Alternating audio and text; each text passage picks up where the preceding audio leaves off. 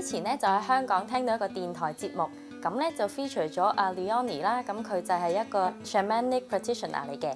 咁我聽完個節目之後咧，就好有興趣做佢 session，咁所以咧今次就藉住呢個機會嚟到台灣，就揾佢做一次呢個 session 啦。Just took the train from Taipei. Okay. Thanks. Then so I see you then. Nice to see you finally here. Yes. Hi Leonie, thank you to be with us today. I come here because I heard a radio show that they invited you to introduce shamanism, and as I know you are a shamanic practitioner, so could you introduce us what do you do as a shamanic practitioner? What shamanism does is what you said. It shows you your true self more and different aspects of you. Yeah. Some people always say, "Oh, you gain some power." No, you just realize your own power. You step into your own power. It's not about gaining power or looking for power. It's about realizing who you are. Yeah, it's good to try something. For people who have no idea, I always say, because it's energy work.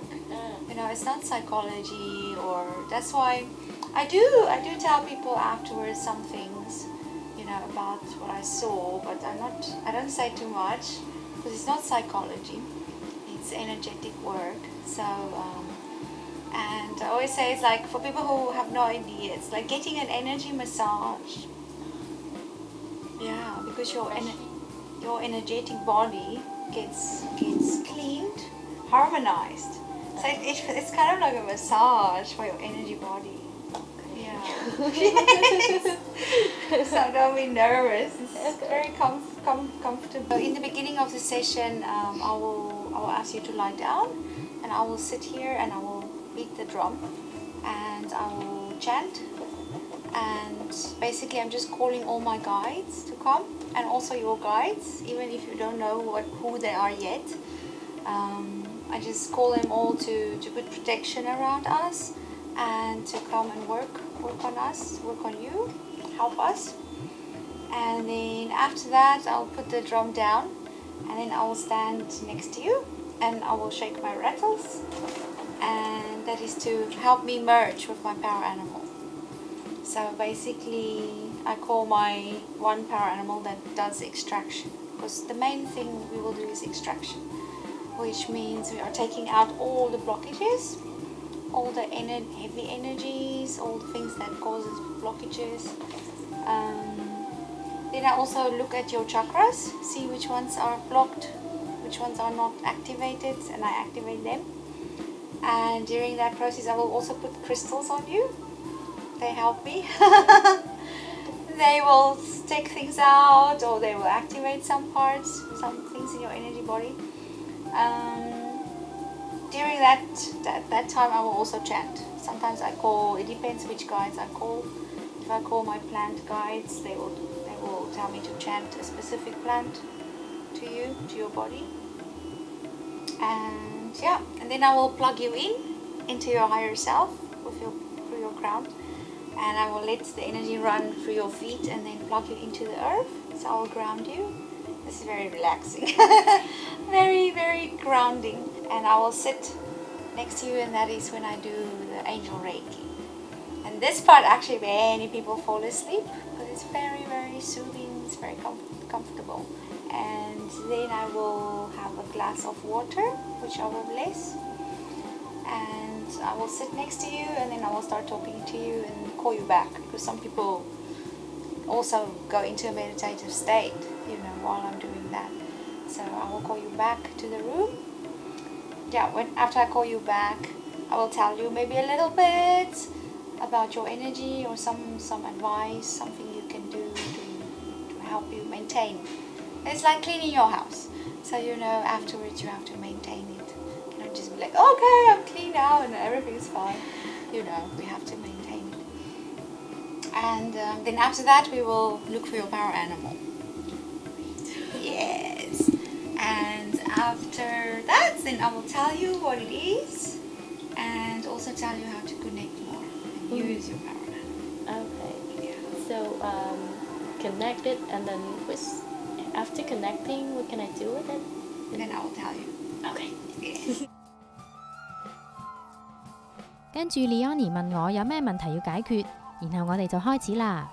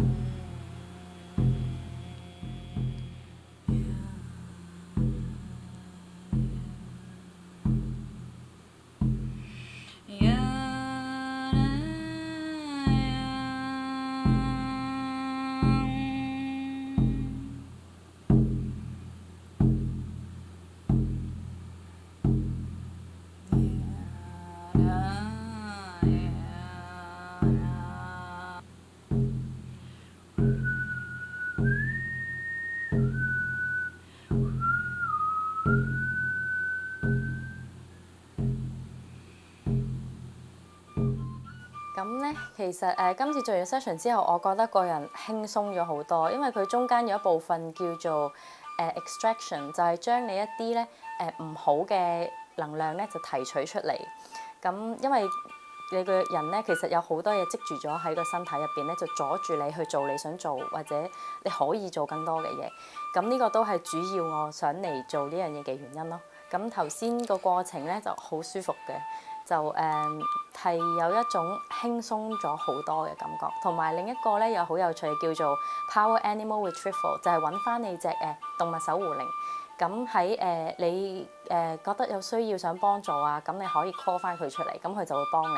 咁呢個都好 surprise， 即係我嗰隻動物守護靈的確有出現過，不過我又冇認真去 connect to 佢咯。咁今次教咗我方法咧，我以後咧就可以有咩需要啊，咁我就會揾佢啦，同佢溝通啦。Hello Leonie, thanks a lot for a session we've just done, and I feel good about being myself. And as I know, you are a shamanic practitioner. So what do you actually do as a shamanic practitioner? Thank you, Ruby. Thank you for coming today. It's very nice meeting you and having you here. A shamanic practitioner is somebody that works with energy and with spirits, and basically if you want to know if somebody does shamanism, is you ask them, do they journey and do they perform miracles, because it's seen as miracles, the things that happen through shamanism.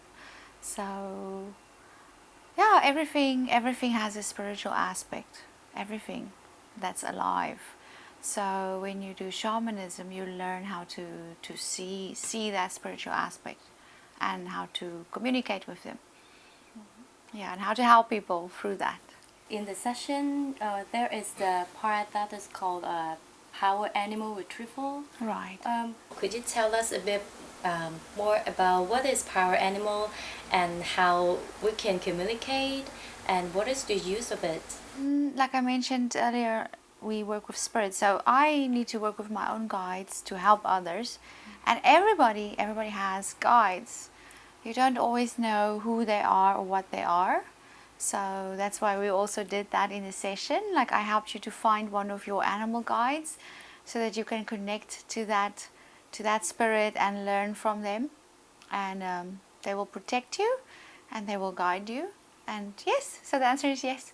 We all have power animals. We all have upper world guides, which sometimes are angels, sometimes they are humans, sometimes they are our family that's passed on, and we all have it. Yes. So, is it how do shaman see the world? Is it that's part of is angel, part of human, and how do they see the whole world? For me, it's like all of these other things are still us. They're an extension of us. They're like a higher vibration of us. Because in our human form, we live in this world, but we have our higher self, we have parts of us that are multidimensional. So actually, all our guides are still part of us. They're not something different. It's not like, ooh, let me see, how many guides do I have? How many can I find? No, it's just an extension of us. And they come when we need them. Like some people might have one power animal, some will get more as you continue, because as you need to be made aware of something in your life, or you need help, a different aspect of your higher self will manifest itself. So they manifest themselves as a power animal or as an upper guide. Oh, yeah. You mean people will find maybe a different one or more as they grow? Yeah. Ah, let's see. And basically they're very pure, because where they exist, there is no this human form, there's no ego and things like that. So when we connect with them, they don't have any intention except to help us, because they're pure, they're from the light and love. So it's that part of us that's untainted, that's not doesn't have anything to do with our human egos. I see. Is there some bad spirit or some spirit with a bad intention?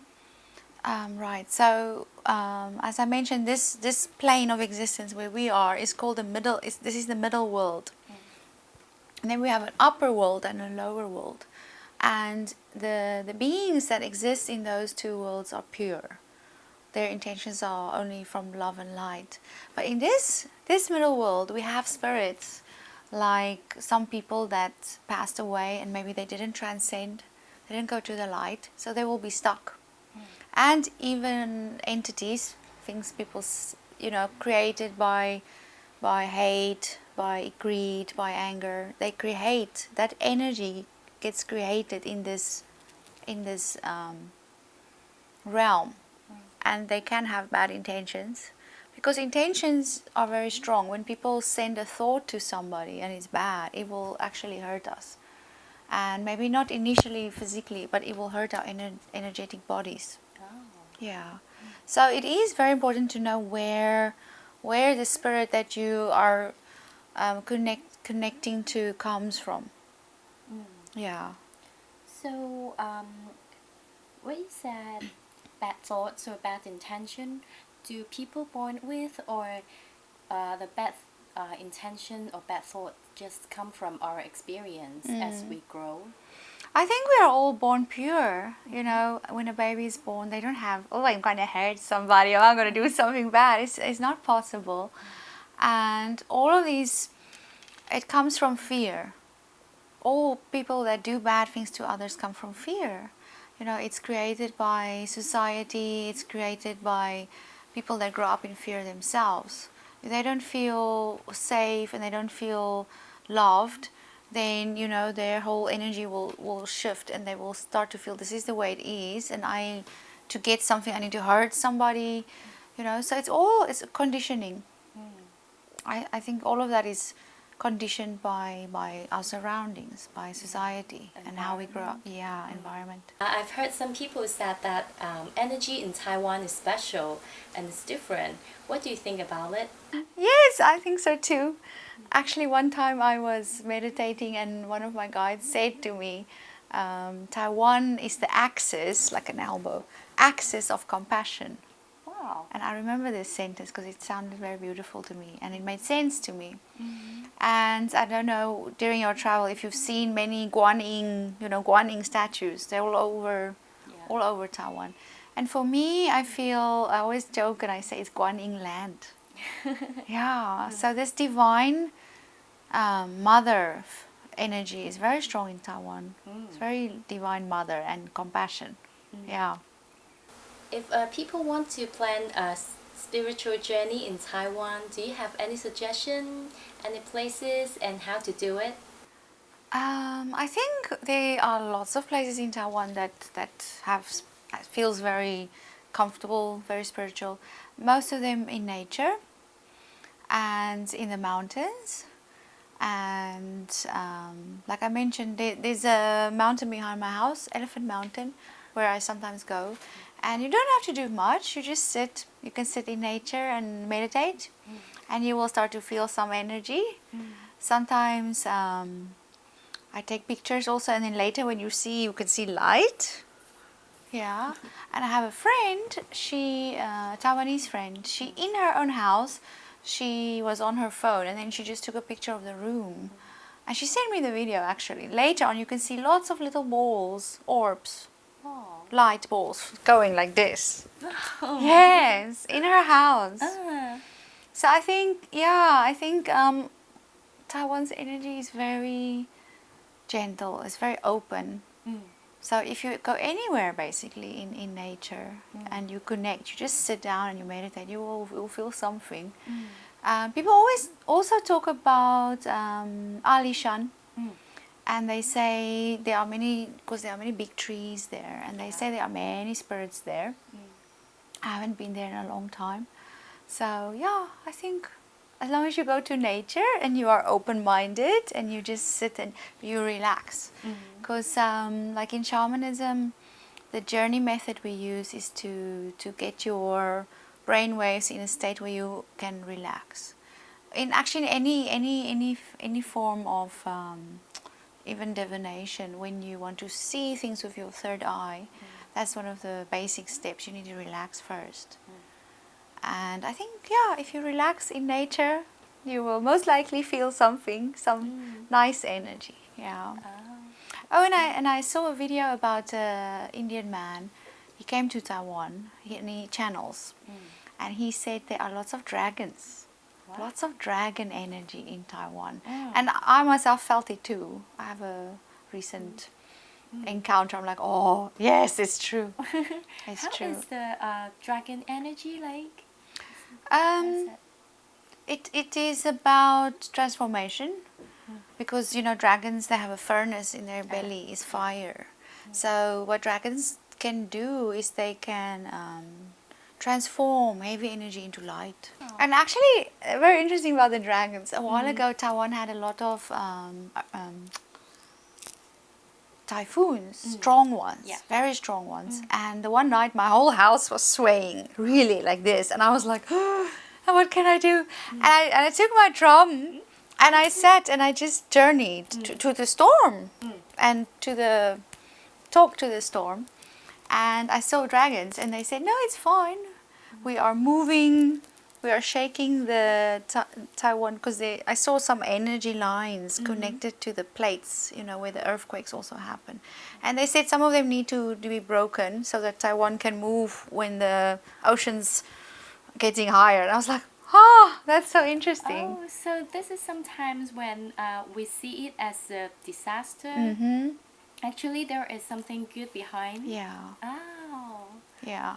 Because I saw, they told me, they said the typhoons and also the earthquakes, the recent big ones, they're not big. They're actually, it's better to have, you know, a lot of small ones. So we had a few like that. We had quite recently a lot. And I got this information, is the dragons, they're just like moving things a little bit. Because, you know, if everything is too stagnant and then it moves, it will be big disaster. Oh, I see. So how to, is it like, the dragon is positive energy, but how to distinguish the good energy or good spirit from bad spirit? Because sometimes that's a very good question. Yeah, sometimes when I watch the video that teach you how to meditate or anything, sometimes I feel insecure. Would it be some bad thing happen to me, or bad thought, bad spirit that get inside me because I was in the meditation state where I was deeply relaxed? Okay. I always say the most important things are intention and protection. If you do any spiritual work, and that's also why I help people to find their power animals in the first session, because your power animal live here in your chest, in you, and it protects you. And if you just have it, your power animal now, and you start to believe it, they will protect you. And so if you want to explore other forms of any spiritual thing, that's the first thing you need to have. You need to be protected. You need to believe. You can call your guides, even if you don't know them. Just say or pray. You can pray to God, to Buddha, whoever you believe in, angels, and you can say, please come protect me. I would say that's the most important thing. And if something comes to you, whether you are sleeping, and you're dreaming, or you are in meditation and you see something and it looks scary, the best thing is always to ask, are you from the light? Are you from the light, and are you here to help me? Because these things, they cannot really lie. That's because they are just singular nature. They are what they are. So if they stay and they give you some notion of, yes, I'm from the light, then you can trust them. If they don't answer you, you keep on asking. But usually if you ask that question and it's something bad, it cannot stay in that vibration. And also, if you are not sure, you just send love. You send them love. If they don't say yes or no and they just stay there, you send love. Because bad things, negative things, heavy energies cannot stay in the vibration of love. Yeah. I see. Then they will leave. So that's a very sure way of knowing. Yeah. And this is good that I feel more secure. Yeah. And when I tried meditate. Because people always think, oh, there's this thing I need to fight with it. You just send it love. Love is very powerful. It will solve everything. Actually, it can cure everything, and it will. Yeah, because that thing cannot be in that vibration of love. It needs to be pure, just love. Yes. I see. Yeah. Oh, wow. This is what I learned in this trip, because our theme is Eat, Pray, Love. Yeah. Before that, I think pray and love is separate. Pray is more religion seems. No. And love is another thing. But after you explain it's the same thing. Yeah. And actually, for me, praying can be anything. It can be singing, it can be talking, it can be chanting. Like what I do with my drum is like praying to me, because it's the intention that matters in praying. It's like going into your deepest of your heart and then asking and connecting to light and love and saying, here I am, this is me, and please help me, or be with me. And yeah, that's praying. So it can have many forms. It's just people associate with religion because of how religions are structured, but it doesn't have to. You can find your own way of praying as well. Yeah. I see. Wow, and praying is also saying thanks. It's giving thanks, having gratitude to a higher source, or to the source, or to God, or something higher than ourselves. Wow, great.